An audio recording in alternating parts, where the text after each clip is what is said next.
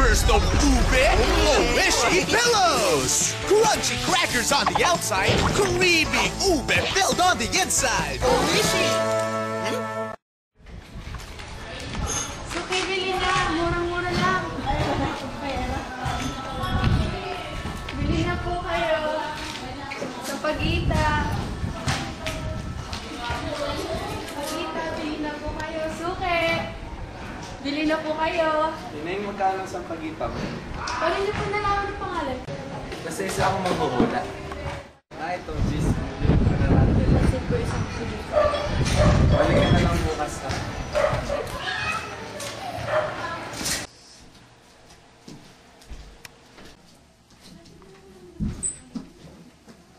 Inang, di ba't ikaw may nagtinda ka rin sa Pagita ng bata ka pa? Oo.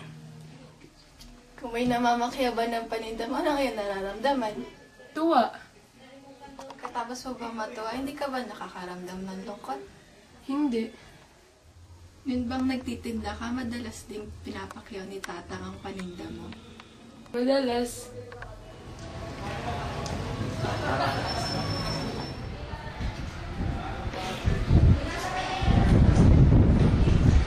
Ito na po yung mga sampagitang pinapagili. Inay, may nais ako ipagtapat sa'yo. Ano naman yun? Inay, ikaw ang paraluman ng buhay. Natuwa ka noon? Mangyari pa. Nalungkot ka ba noon? Tila, ewan ko, di ko matandaan. Kumababa ang iyong dibdib? May naramdaman ka ba sa puso?